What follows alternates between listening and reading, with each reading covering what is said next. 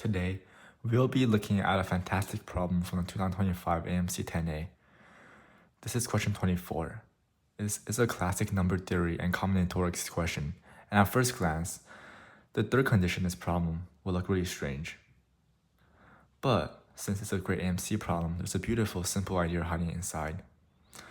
Call a positive integer fair if no digit is used more than once. It has no zeros and no digit is adjacent to two greater digits. For example, 196, 23, and 12,463 are all fair integers. How many fair positive integers are there? Okay, so let's break down what makes a number fair. The first two rules are pretty straightforward. No repeated digits and no zeros. So we're working with the digits 1 through 9, and each digit can only be used once. However, the third rule here is the heart of the problem. No digit is adjacent to two greater digits. So what does that actually mean? Well, let's look at the examples of what's not fair. If we take the number 1,546, for example,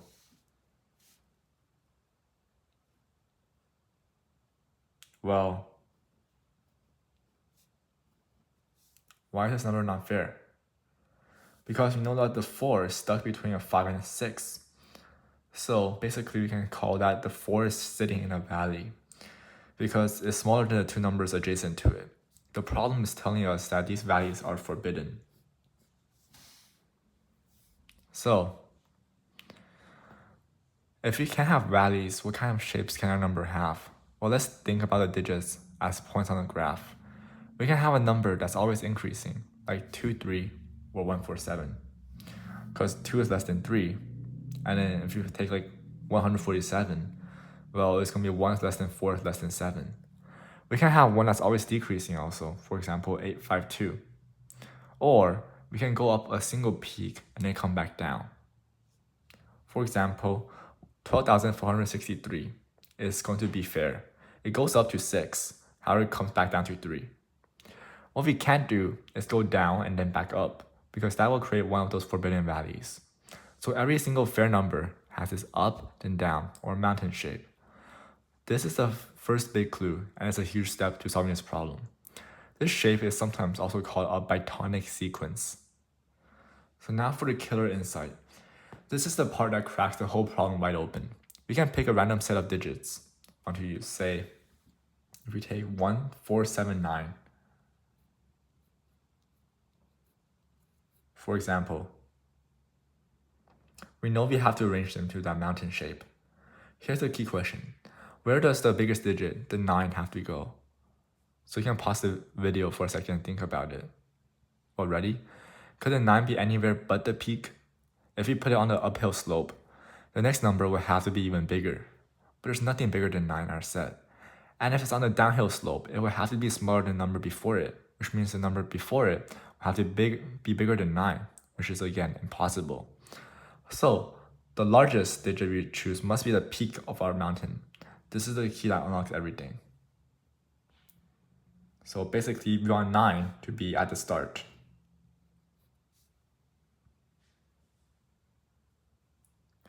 Okay, so now we have a system. For any set of digits we pick, the biggest one is the peak. The peak can be from the start or the last digit, but it cannot be in the middle. What about the other digits? Let's go back to our set, 1, 4, 7, 9. 9 is our peak. What about the 7? It can either go on the left side, on the uphill slope, or on the right side, on the downhill slope. That's 2 choices. What about 4? Well, that's the same deal essentially. It can go on the left on the 9 or on the right. So that's again 2 choices. And the 1, it's going to be left or right, 2 choices.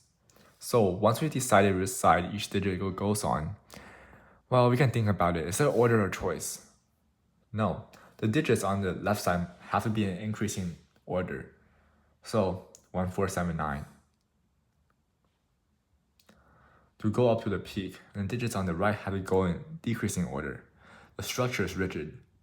For a set of k digits, we can pick the biggest one to be the peak. Then for the other k-1 digits, each one has exactly 2 options, left of the peak or right of the peak. This means for any k digit set we choose, And this is a key takeaway. If you have k digits,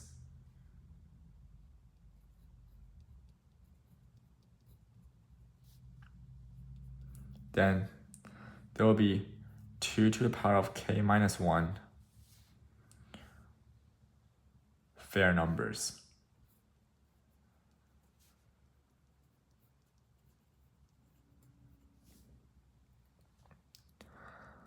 So now we just need to add it all up. We can choose a set of 1 digit, 2 digit, all the way up to 9 digits. So we need to sum up 9 choose k times 2 to the power of k minus 1 for k going from 1 to 9. Now this might look messy to calculate, but there's a beautiful trick using the binomial theorem. We can write out the sum.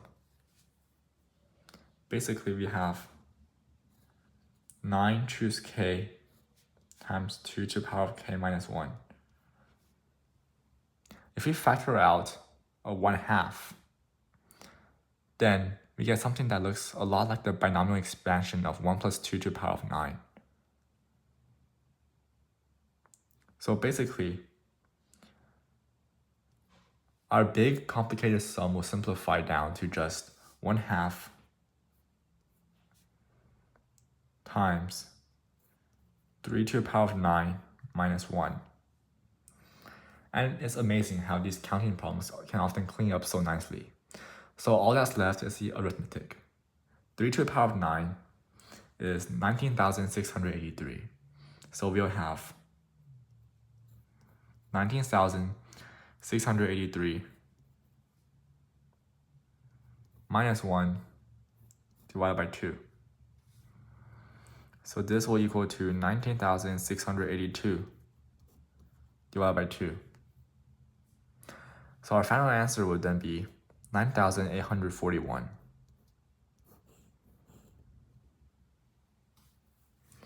So that's going to be our final answer. The big takeaway from this problem here was not the calculation, but the process. We had this weird looking rule and we translated it into a concrete structure, the mountain shape. And then we found the linchpin, the role of the greatest digit in the series, which let us build a simple and elegant way to count the amount of fair positive integers. So this kind of thinking is what's going to help you solve these kind of hard problems on the AMC 10. Thanks for watching.